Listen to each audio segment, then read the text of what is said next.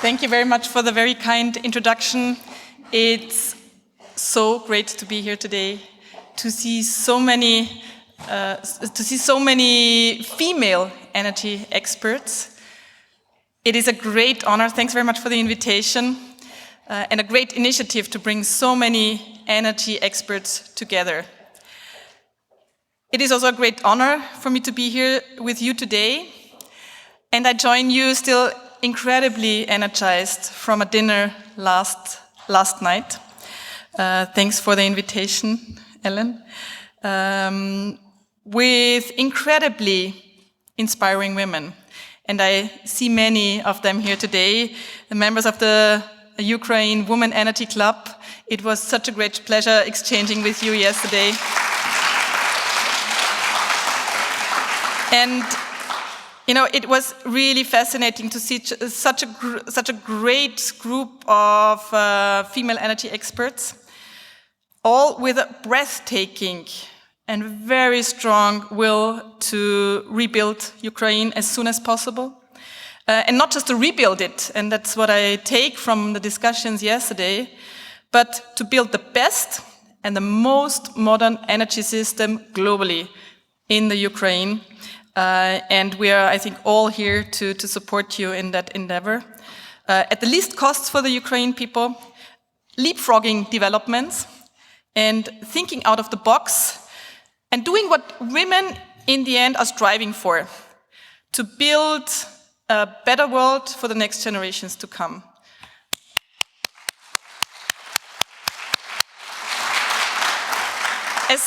As we are here today at the biggest European renewable solar trade fair, I would like to mention that this week started off with a very important day for Europe. The Europe Day on the 9th of May.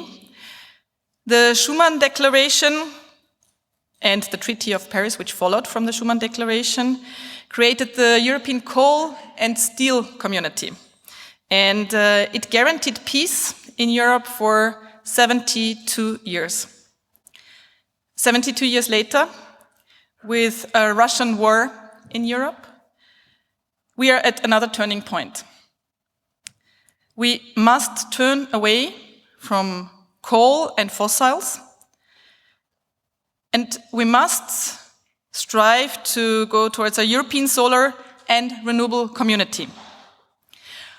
Of the 6 founding members, France, Italy, West Germany, Belgium, Luxembourg, and the Netherlands, there were no female signatories of the Treaty of Paris. No female signatories. It was still different times.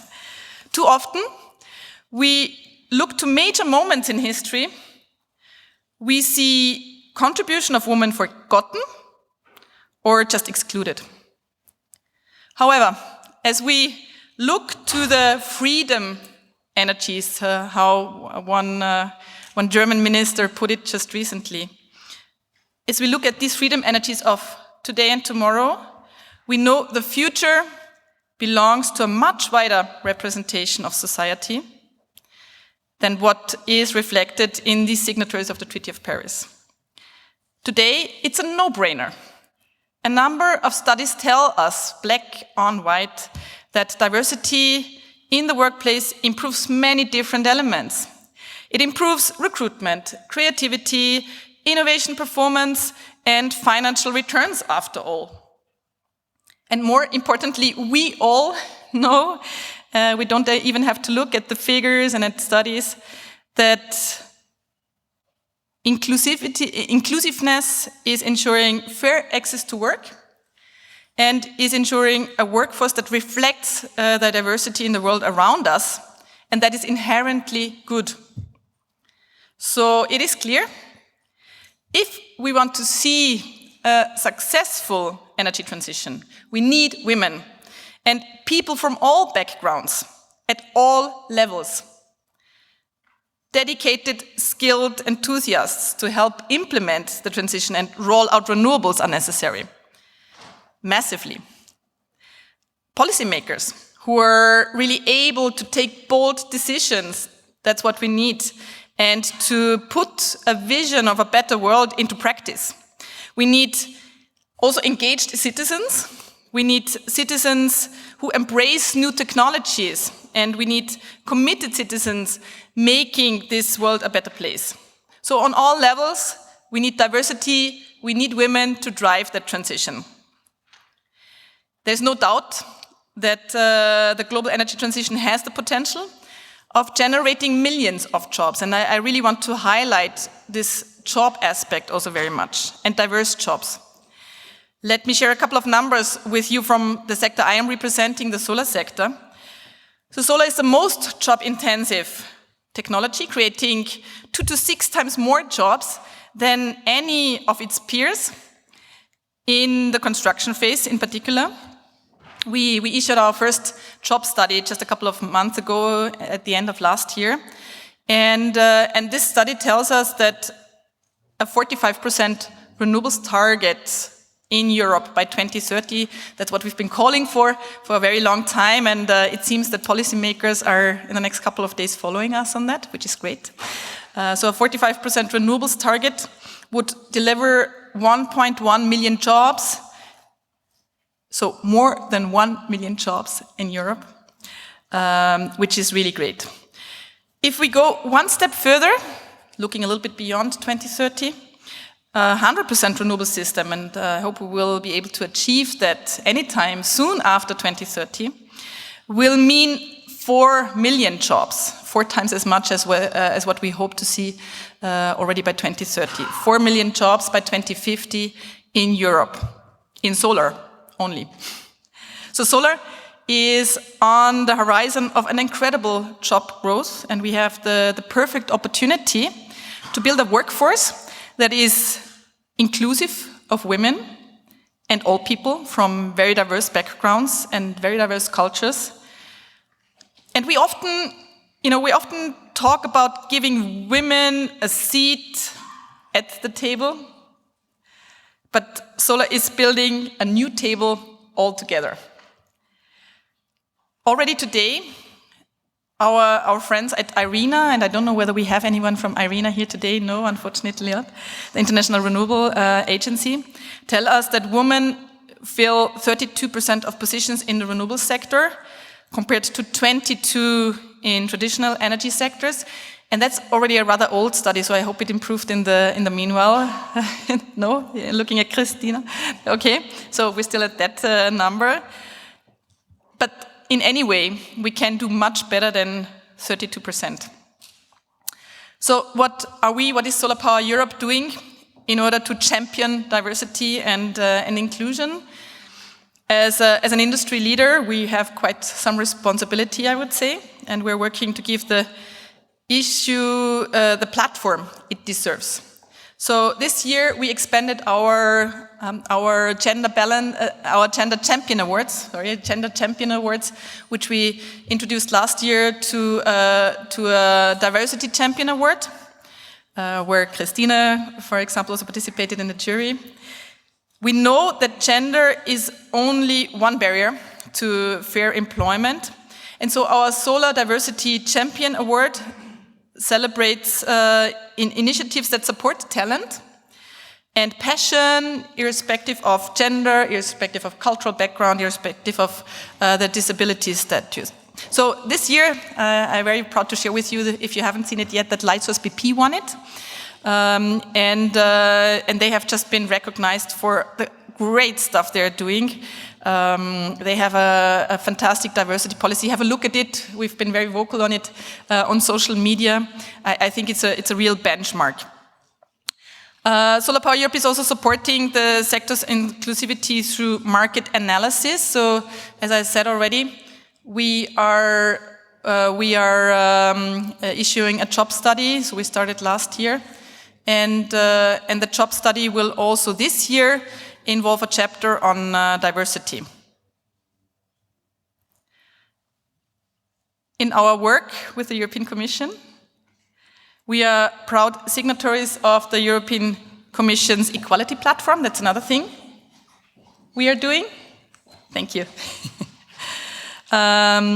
So the Commission also just recently came up with an equality platform, and we are proud signatories, and hopefully we'll be members anytime soon. Because the other thing which we are doing, because work always starts at home, and at Solar Power Europe, fortunately, we're very diverse. So we are quite balanced. Also have some cultural diversity, but nevertheless, we are following unconscious bias training, and that's what I wanted to say. We will come up with a brand new diversity strategy to be adopted in September. So all of that, just to show you that also we are doing what we need to do and to take responsibilities. But to come to the conclusion, what we need is support from policy. Much more needs to be done at policy level. And I think I do not have to repeat that the faster we are deploying renewables, the more naturally diversity is supported, because as I said in the beginning, already today we are much more diverse than any other technology in the energy space. So first of all, by deploying renewables faster, we're also getting in diversity, but this is not enough. We are already seeing solar sites reclaiming former coal sites and creating clean, safe, future-proof jobs for local communities that risk being forgotten in the transition is a priority, or should be a priority. So there is things that policymakers can do in former coal sites or current coal sites. And more renewables workers also means more STEM training, and this can be the driver to improve the massive underrepresentation of women in the field. So more training in STEM jobs is required. Governments can also lead by example, and some do already. But this is really very important to show that governments mean it. So, concluding, we know the climate emergency is impacting women and underrepresented groups the most. We know that. We know that the energy price crisis is hitting women and underrepresented groups most and hardest. And we know that the green transition must be a just transition, and a just transition must be built on gender inclusiveness.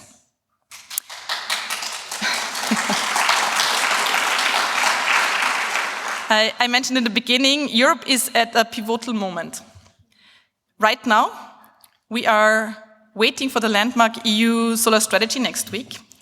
I'm very much looking forward to that. It has been a very hard work, alongside with Repower EU, that hopefully will make us independent from Russian gas anytime soon. Solar is offering a lifeline to energy security and climate stability, and a shield to the very, very high energy prices that Europeans are suffering from today. And with all the women in this room, Solar Power Europe will work to deliver a solar-powered and a female-powered brighter future for Europe. All the best for all the work you are doing, and all the best for this conference. Thank you very much.